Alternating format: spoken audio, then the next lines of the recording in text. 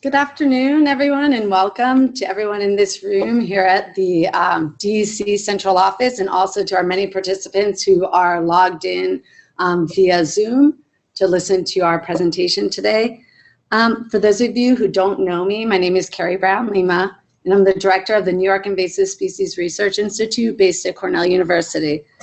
It's my pleasure today to kick off this event, which is part of the New York Invasive Species, 4th Annual Invasive Species Awareness Week.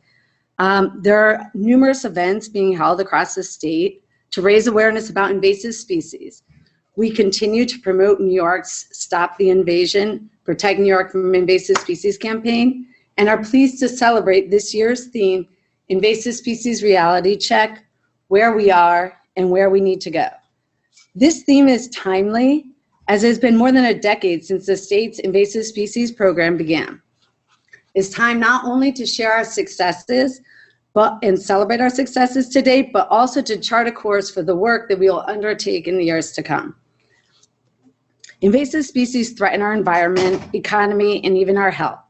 Learning to identify priority species and reporting infestations early can prevent them from becoming widespread.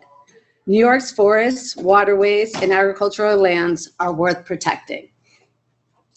But before I move into introducing our speaker today, I would like to give a special thanks to Meg Phillips. She's the Education and Outreach Coordinator for the DEC section, DEC Invasive Species section. The name has just changed.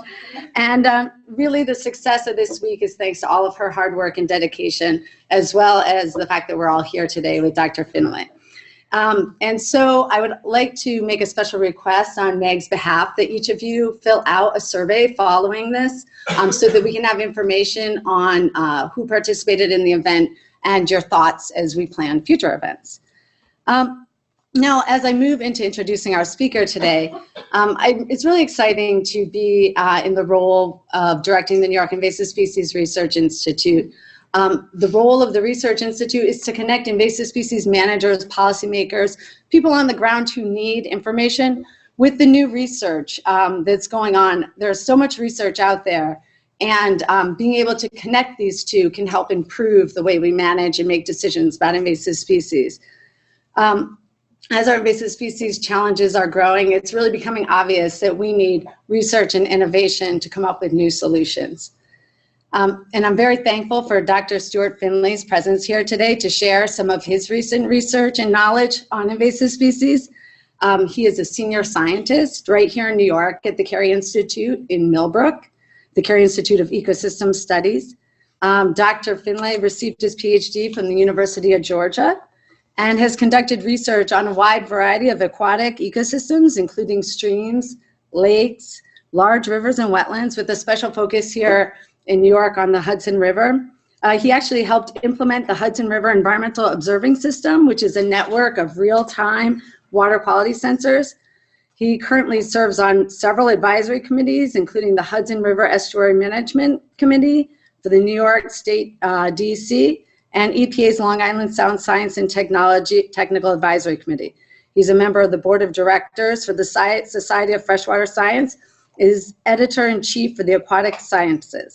He has a strong interest in extending his research to practitioners and multiple stakeholders, and frequently participates in workshops and events such as this one. So I'd like to pass the mic to Dr. Findlay and thank him for being here today.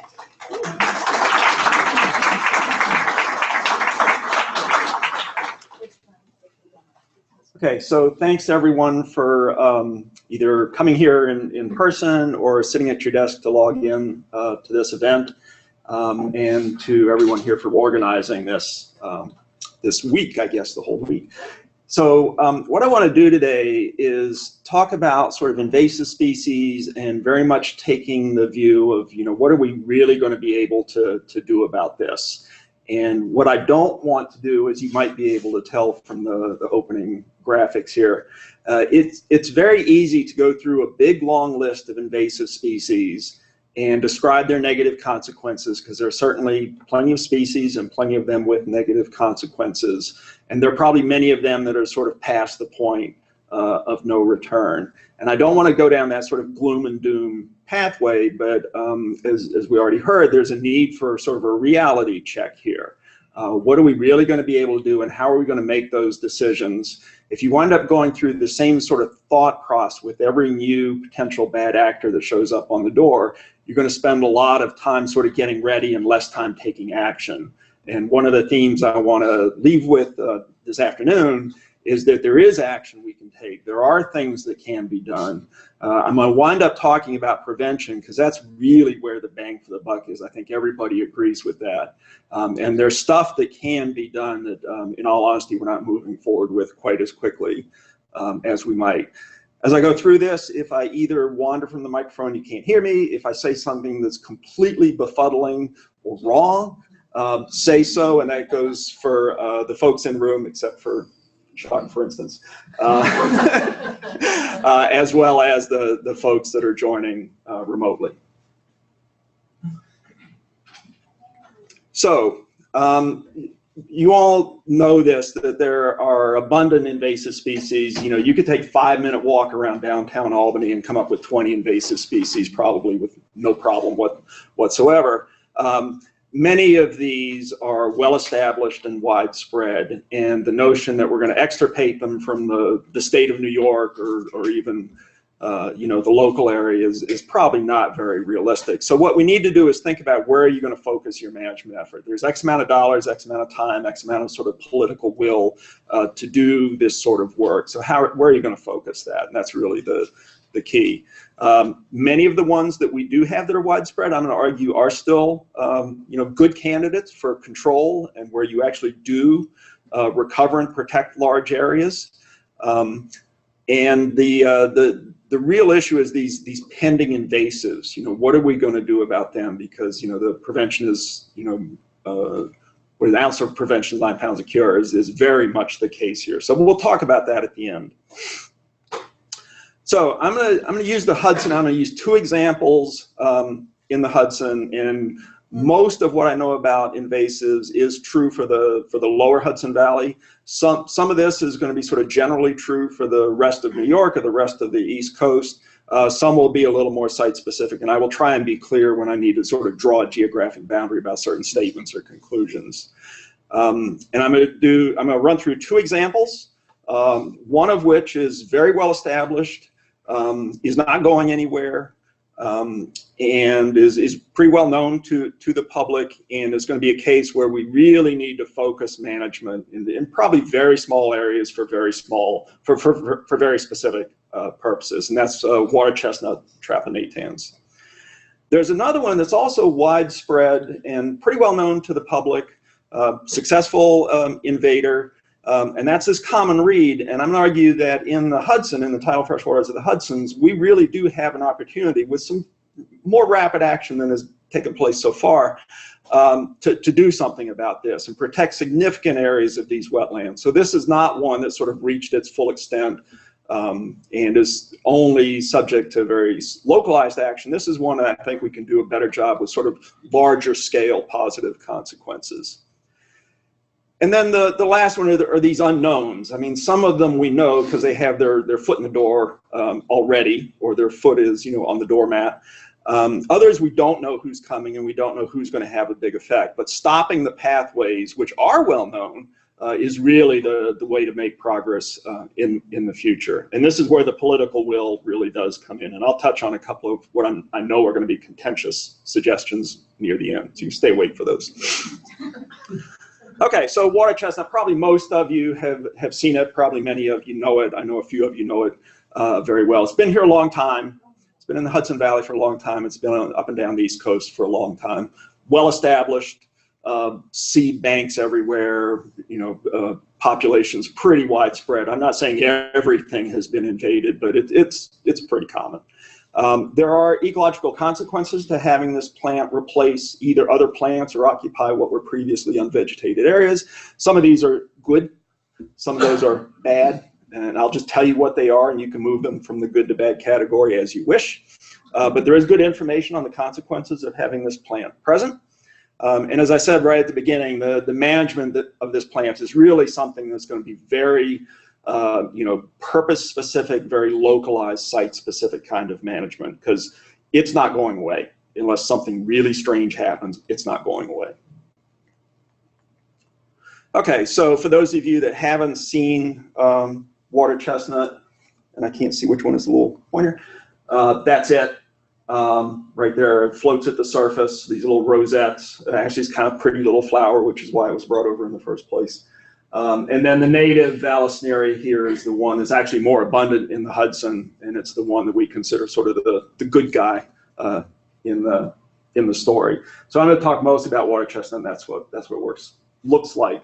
And the work was supported by DEC through the estuary program.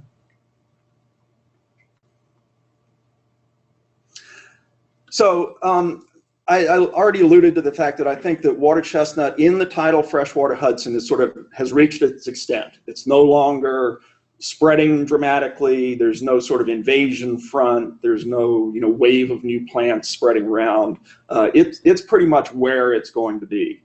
And the reason I say that is these are inventories that have been done from 1997 up through the latest one is 2014, where the photos have been interpreted, and this has been done by folks at Cornell, to do river-wide and sort of haverstraw to the dam coverages of both the native plant, which are the darker bars, and I won't talk further about that, but the lighter bars are water chestnut, and it's essentially flat. Right? It's not as though it's showing any further signs of expansion, nor is it going away. So it is pretty much everywhere it's going to be. So I don't think, if we do absolutely nothing about it, I don't think it's going to spread any further. I think it's reached the limits of its potential habitat. I wish we had better information on what those limits were actually controlled by, but I think it's pretty much reached the limits of its habitat. And so there's not like some sort of invasion front that could be stopped and protecting further areas. I think the tidal freshwater Hudson, that's pretty much where it is. There are other parts of the state, I know for a fact, where that statement would not be true. It is still advancing and spreading, and so you would want to consider sort of slowing its spread. But in the tidal freshwater Hudson, I think it's pretty much where it's going to be. So I'm not going to go through, as I do this, I'm not going to show you, data graphs and tables for every single thing I say. I'm going to have a few just sort of, bald-faced statements like this about what the consequences are. And if you want to get deeper into data, we can do that. I did sprinkle a few in just so you get the sense that there is some support for some of these things I say. But here's a comparison of this native Vallisneria, the water celery, tape grass, all sorts of names, and the exotic water chestnut, and the effects on both dissolved oxygen in those habitats and the effects of the presence of these plants on turbidity or water clarity in those habitats. What many people have heard about is that dissolved oxygen in the very, very largest beds of water chestnut can be very low. All right, so the plant respiration by the roots of the plant and organic matter associated with those plant beds draws down the oxygen, and you can get some very low concentrations. So for most purposes, low oxygen in an aquatic environment is considered a bad thing. So the plant's having a bad effect. Okay? It turns out that if you look at water clarity in these beds of exotic water chestnut, it's actually better. The sort of dense stems slow the currents, actually promote deposition of particles, and the water that comes out of these things is nice and clear. And so to many, many people in the public and for various purposes, clear water is good. And so the plant is having a positive effect, and is probably in some cases actually providing protection to shorelines from wakes and waves and things like that. So there are very few things in life that are absolutely black or absolutely white. You get this gradation, and knowing where you are along that spectrum and why you care about one thing more than another is pretty important to be explicit about as you're making decisions about managing these things. And just to complete the story, there are lots of fishes and invertebrates that use the beds of water chestnut. They tend to be different fishes and invertebrates that use the beds of Vallisneria. But water chestnut certainly has more of these animals than unvegetated areas. It's still cover. There's still some food supply. It's got, for some of the taxa, the low oxygen is more of a problem than others. So it does have, again, both positive and negative effects. But again, this is a plant that I think is, again, it's here. For the Hudson, at least, it's here to stay. And it has a variety of consequences. One of the things that's not talked about very often is the effect of this low oxygen. So this is sort of the poster child. This is, for those of you that know the Hudson, this is Imbach Bay. And this is probably the largest bed of water chestnut in the Hudson, and it expands and contracts a little bit year to year. It's on the order of 2 million square meters, so it's big.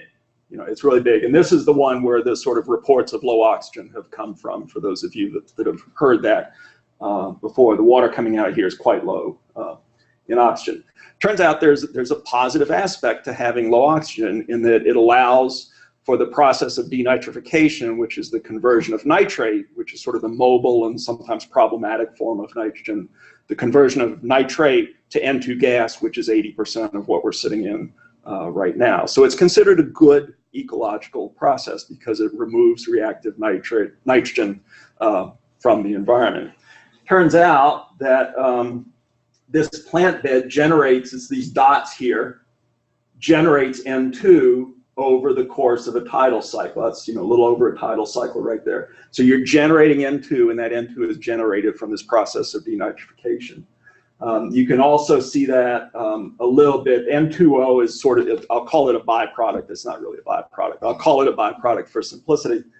And you can see that the N2O falls off during the day. Okay, again, it's the reaction of nitrogen within this water chestnut bed that's causing these changes in these nitrogen species, and essentially you're converting this reactive nitrate to nitrogen gas. So this bed is having a positive effect on water quality in the Hudson River, all right, which is good, right? And so knowing what you're, getting, what are you losing as these plant beds might come and go is a useful thing to know, and there's information on a variety of these things. So it's a hot spot for denitrification. So you got this plant bed that has some positive aspects, some negative aspects, but it's here, right? And you're not, in the Hudson at least, you're not going to manage it at the large scale, right? And so what I really think is you're going to have a specific purpose, and this is just south of the Rondout Creek, and the folks in this area decided that they wanted to be able to get boats through this large mass of water chestnut that was blocking their access to the main channel. And so they've cut channels through the water chestnut bed for recreational purposes. There's no commercial traffic in and out of there, but some decent sized boats can go through there. And so very specific purpose, very small area. Obviously they're not removing massive quantities of water chestnut. They don't expect that this is going to somehow whittle away at the extent of this patch over time.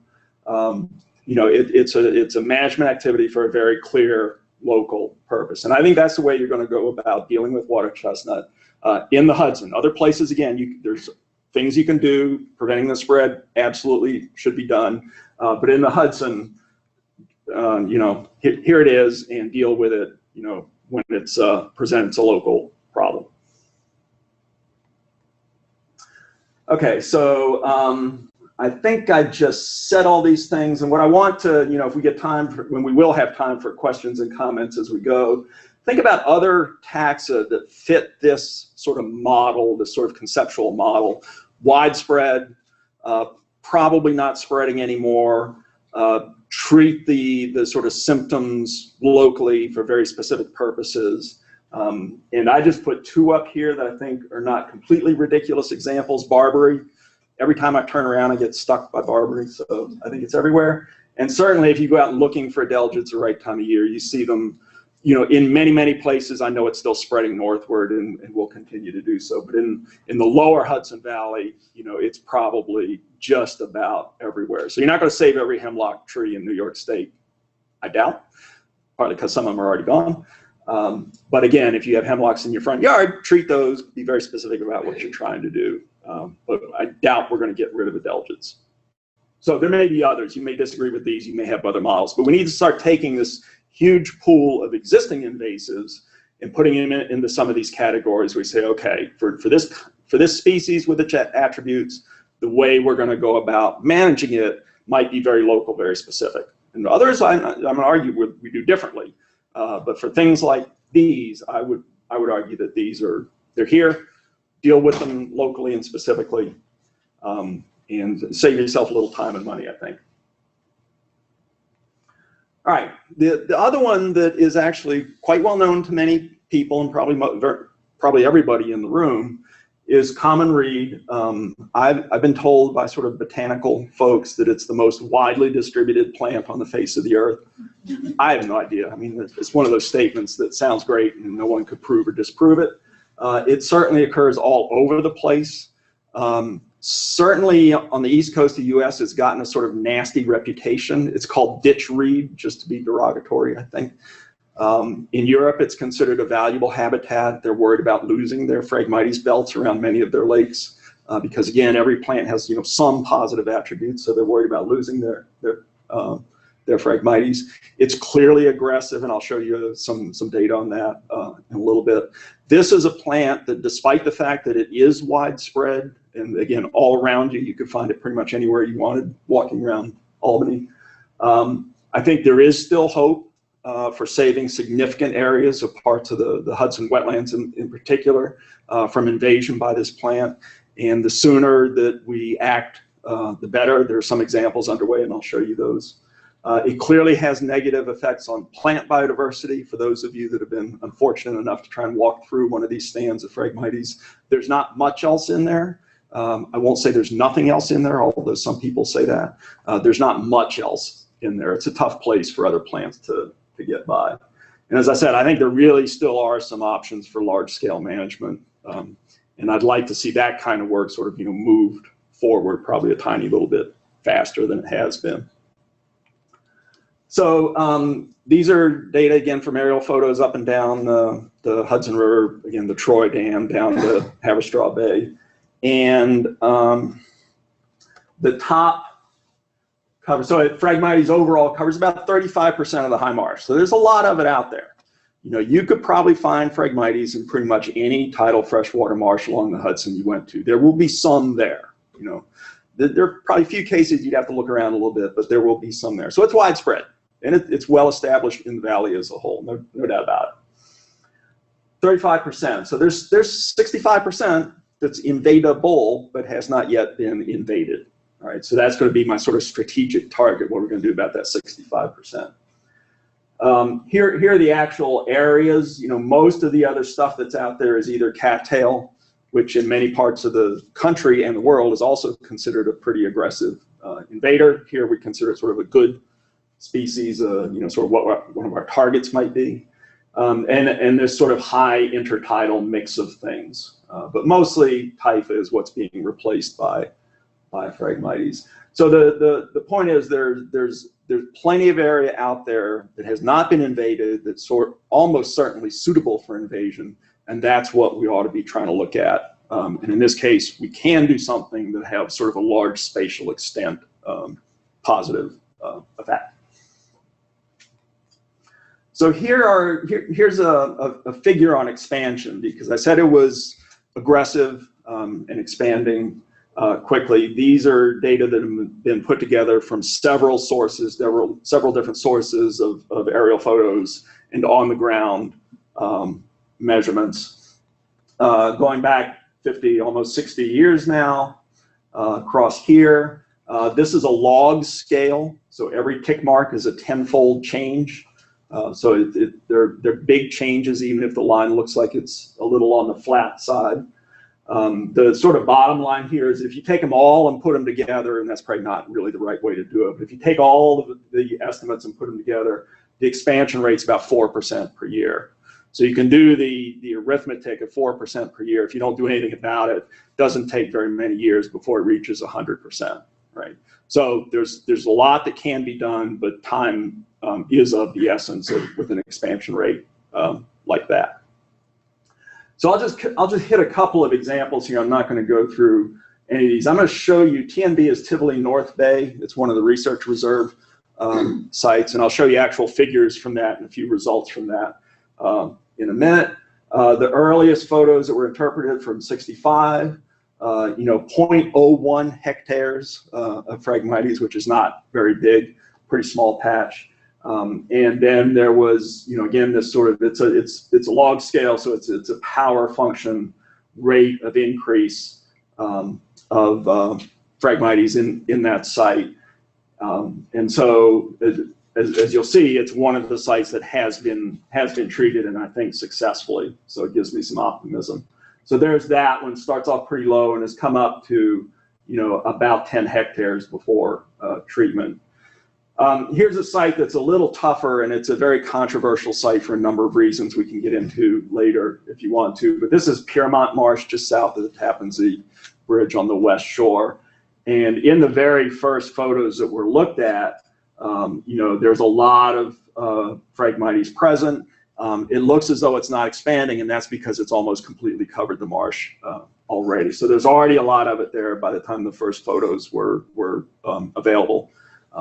And so it's probably close to maximum. The number right now is probably like 90% coverage of Pyrmont Marsh. And then there are a bunch of other sites that sort of spread out in between those. But the fact that there's a spread of site and sort of this stage of invasion, how much is still available for protection, is part of what I think we need to be focusing on and being a little strategic about when we look at the potential management of this plant in the Hudson Valley, in the Hudson River, the tidal freshwater wetlands of the Hudson River. So this is a map of Tivoli North Bay. The river's over here, the uplands are over here. This is a little bit south of, north of Kingston, New York, for those of you that know the area. And the little yellow dots here are the mapped stands of Phragmites. There are a couple of little ones that are missing from here. I don't remember the date of this photo, Chuck, this particular one. 91 or 92. So this is a while ago these things were identified. And if you look at this, you say, well, there's not much of it there. So you might say, well, there's so little, don't bother doing anything. Or you might say, this is the time to act before you wind up with more of it. And Chuck was actually one of the people that pushed pretty hard to, you know, let's get on with this before the problem gets worse. Because the problem was not going to go away by itself. And it was going to get sort of exponentially worse over time. There's been a lot of work on Phragmites treatment. I'm going to call it treatment. It's not really eradication, management, treatment, pick your term. I'm going to say treatment. And this is actually a photo from, whoops. This is a photo from a site on the Connecticut River. This was a TNC, Nature Conservancy site. And they very early on said, you know, we don't want to tolerate this. And so they treated it. And you can kill the plant. And you kill it, you know, at any kind of scale. You're going to use glyphosate. You're going to use Roundup, the active ingredient in Roundup, to do it. A lot of people very unhappy about that. And, you know, again, we can talk about that later. But if you want to deal with fairly significant areas, you know, the scale of acres, hectares, you're looking at herbicides. And some people disagree with me on that, I'll tell you right now. But, you know, you can treat it, and you wind up with a stand that looks like this. And sometimes folks will take some sort of machine, some sort of semi-amphibious machine, and run it through there and try and knock stuff down and flatten it out. You get a lot of rack deposited. As far as we can tell in the Hudson, once you kill the plant, you don't really need to do anything further. There's no need for planting. There's no need for removing the rack.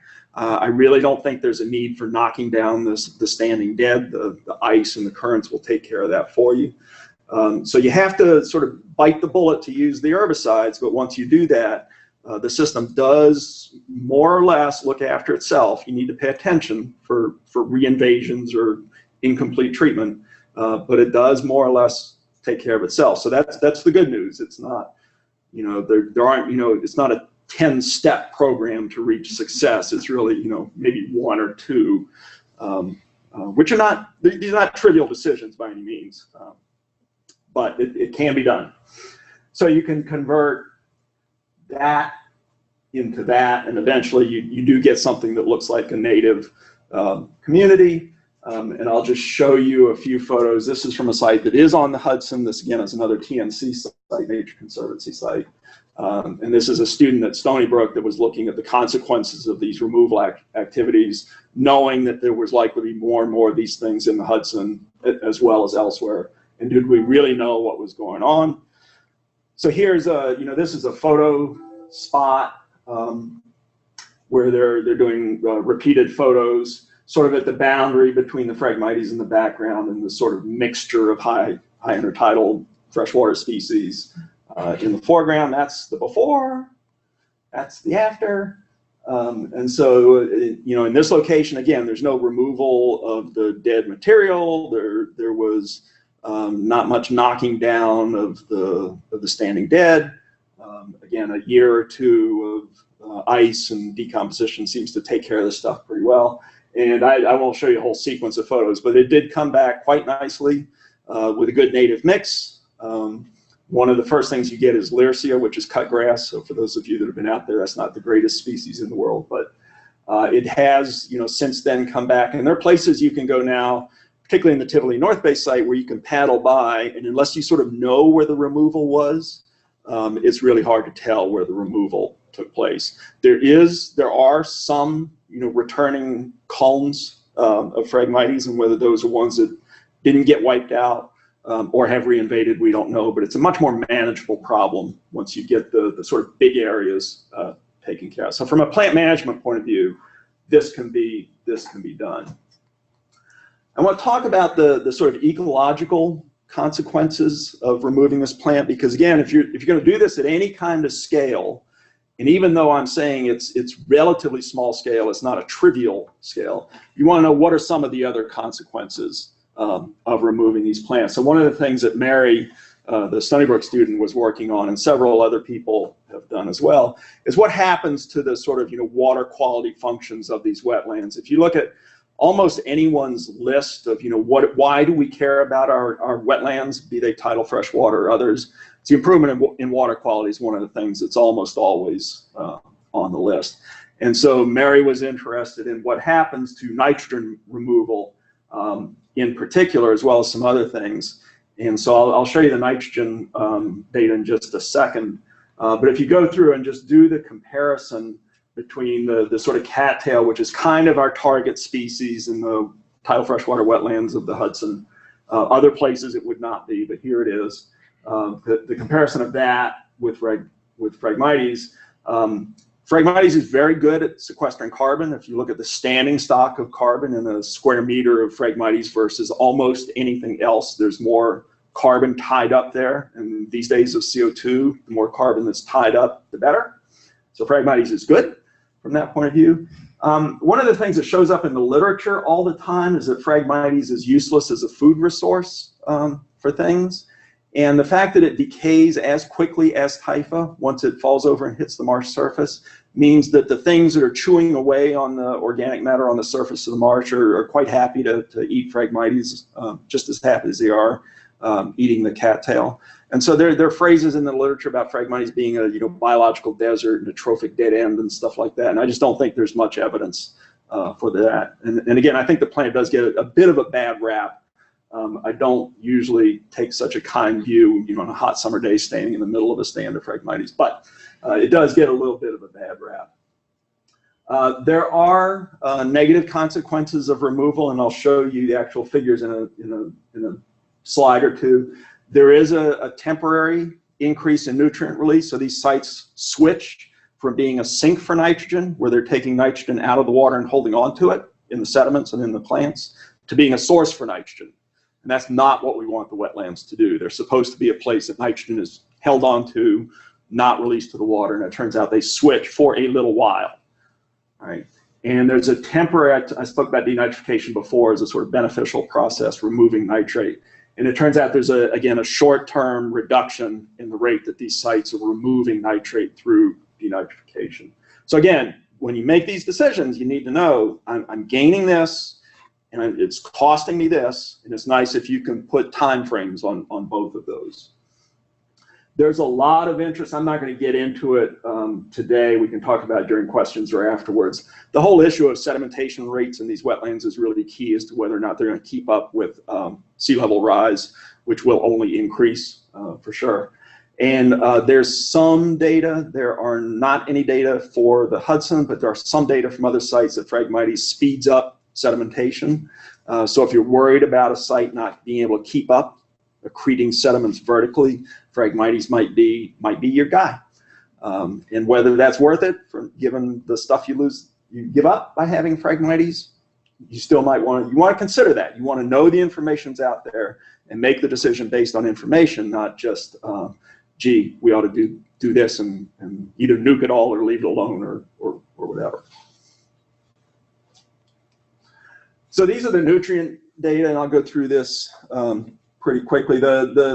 It's pretty easy to tell which set of sites had the Phragmites removed. This total time span here is from July of 2010 to July of 2012, so 2 years. So for about a 2-year period during the summer, when there are no plants on this site, the rack is sitting there, I think, for 1 year and had been removed by washed away by the tides by the next year. There's a big buildup of ammonia in the sediments, and for those of you that deal with water quality, you know that ammonia is not something we want in our water. For sites that have either Phragmites or other kinds of vegetation, the ammonia is very low. Plants love ammonia. They take it up, converted to plant biomass, is held onto in the litter to a considerable extent.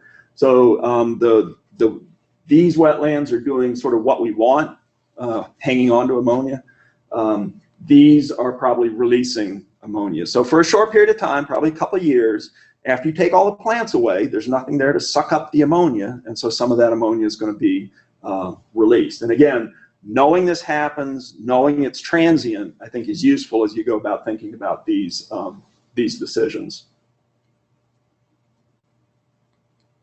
So denitrification, this is kind of a messy little slide, but denitrification seems to be that way.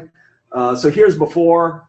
You know, all the sites are more or less the same, and the blue arrows are supposed to draw your attention to the contrast between the reference Phragmites and the removal Phragmites. And so the size of the areas, in all cases where Phragmites is removed, is lower than the reference. It changes year to year due to whatever reason denitrification feels like changing from one year to the next. But in all cases, it's lower. So again, in these stands where the reed has been removed, you've got a transient, couple, 3 years at least, depression in the rate of nitrate removal. So again, this water quality improvement function that we like these wetlands to perform has been impeded to some extent by removal of the reed. And we can get into the mechanisms for that if you want to. But again, you want to know this is going to happen. If you're going to treat one of these wetlands, you want to know this is going to happen. So if it turns out you do have some sort of little bloom of something somewhere, you can say, well, we kind of knew that was coming. It'll probably only last a year or two. Be a bit patient with the management activity, waiting to judge success or failure.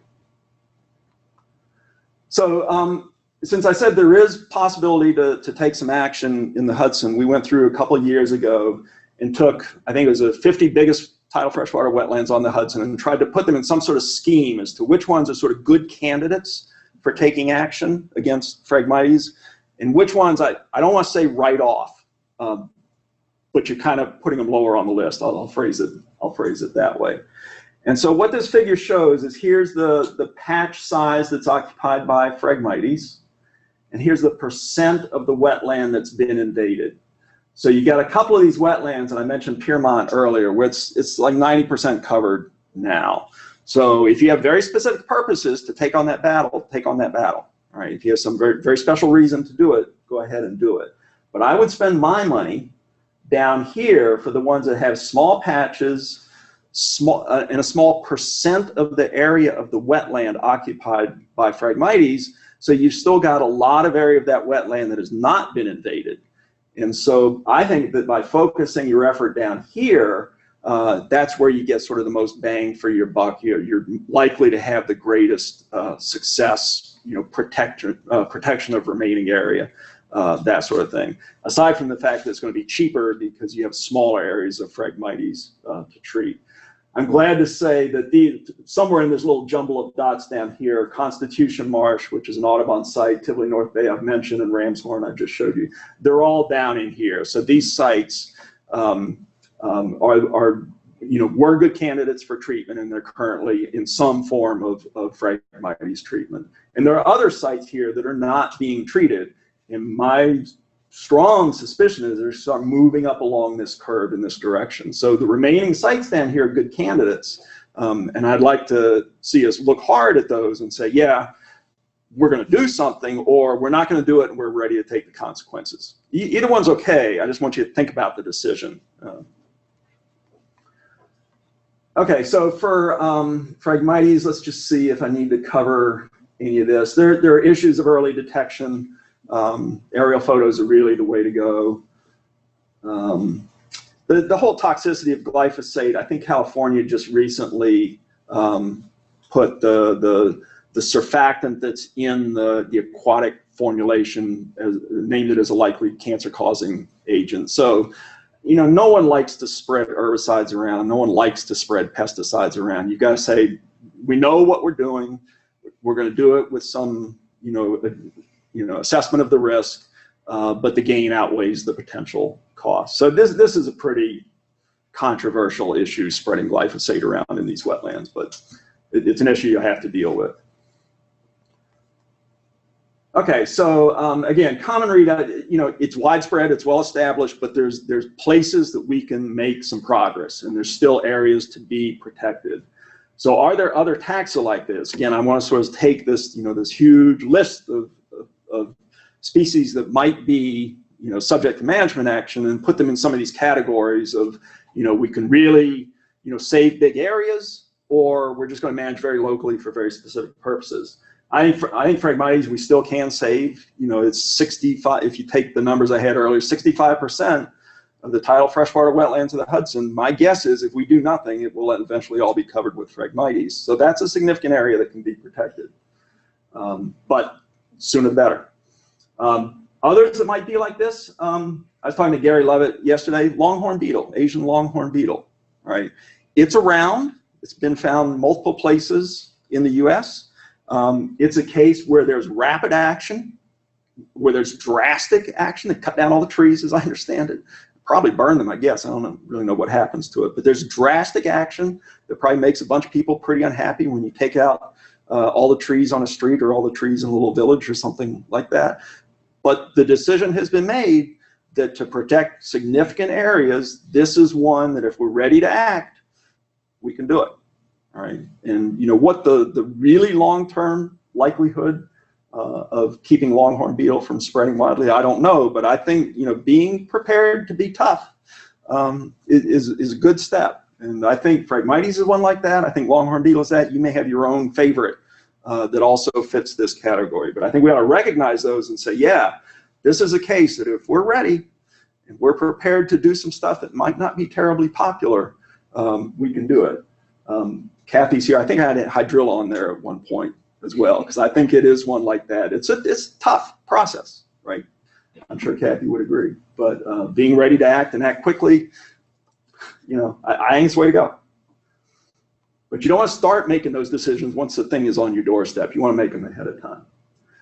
So this is where you really, make your money, right? If you can stop them before they get here, all right?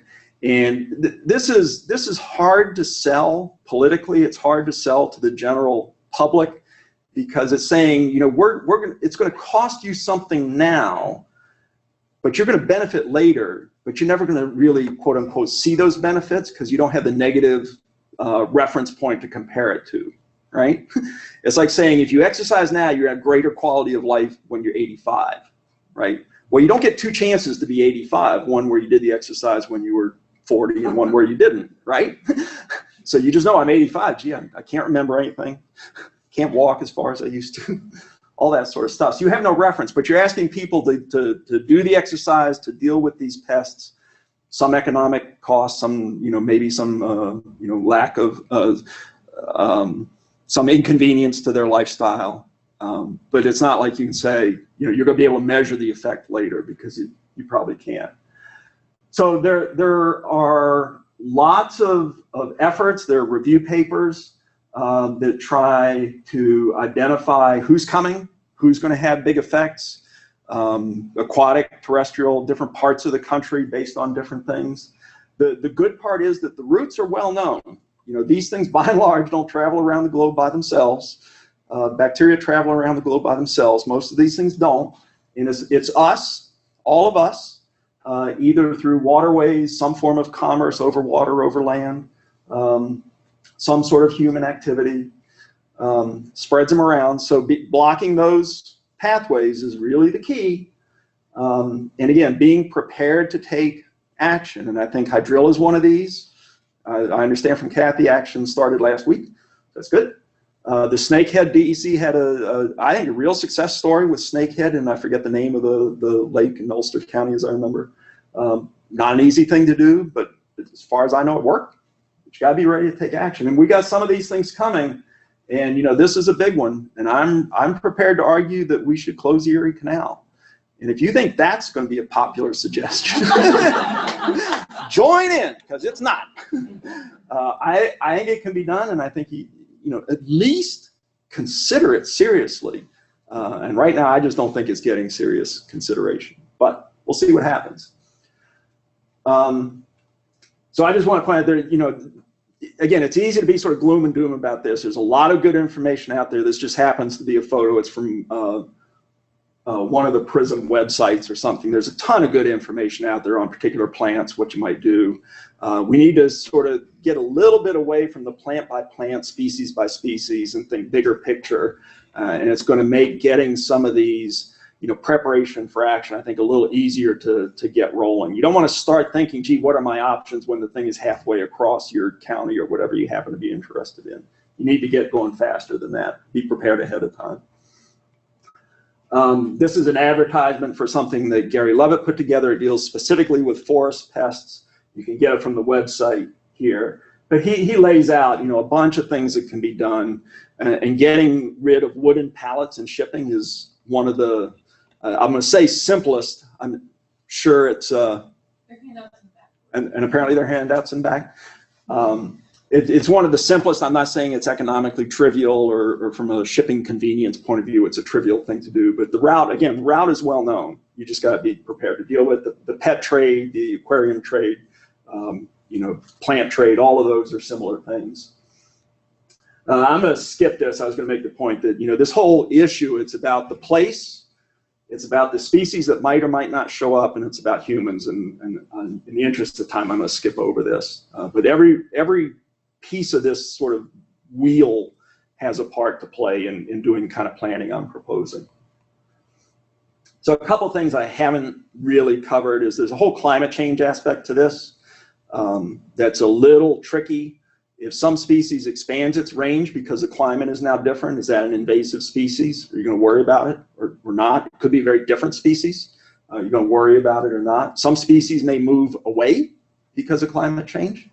I'm not sure we've really thought about that very hard. And we tend not to think about diseases in this framework, but again, there may be novel diseases. Certainly they worry about in Florida with Zika. So there may be novel things that show up and should cause us some concern. So with that, I'll stop and happy to take questions. And I think there's a time limit on the webinar part, but I'm happy to talk to people about bits and pieces of this as you're interested.